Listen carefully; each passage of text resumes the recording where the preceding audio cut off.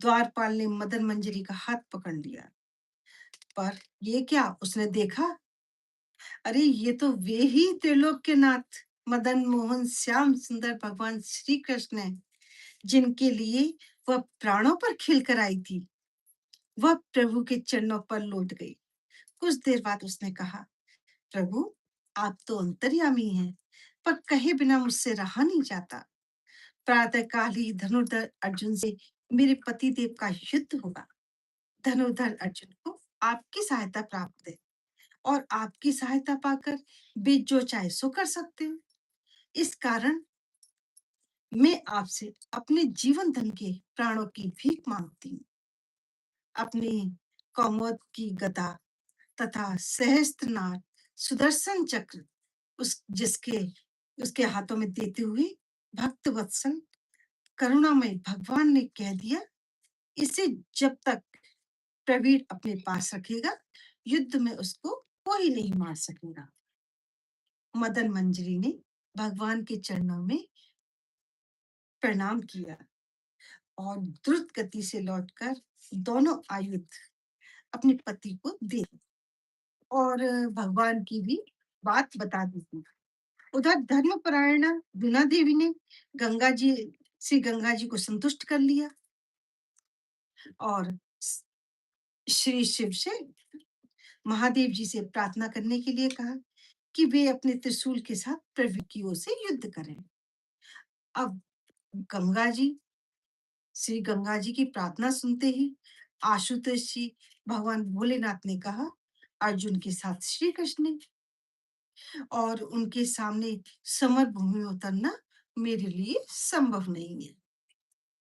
प्रातः काल होते ही अर्जुन अपने सखा श्री कृष्ण के पास पहुंचे तो देखा कि वे उदास तथा चिंतन मुद्रा में अवनत मुख बैठे।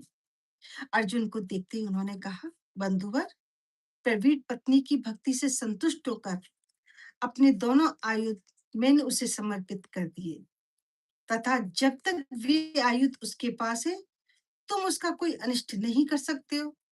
मेरी उपस्थिति से प्रत्येक समय तुम्हारे शुभ में विघ्न उपस्थित हो जाता है।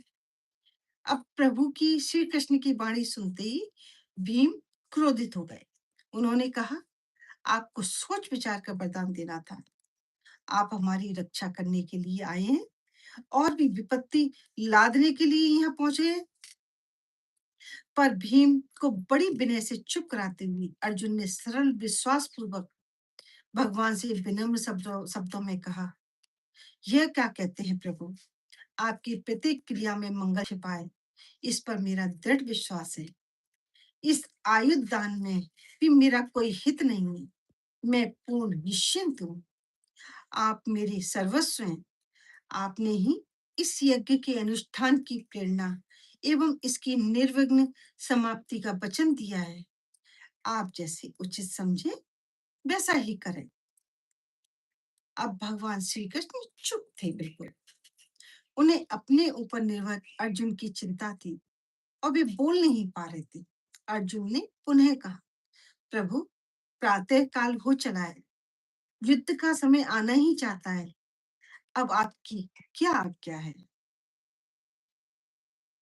आज मैं बस इतना ही बताऊंगी।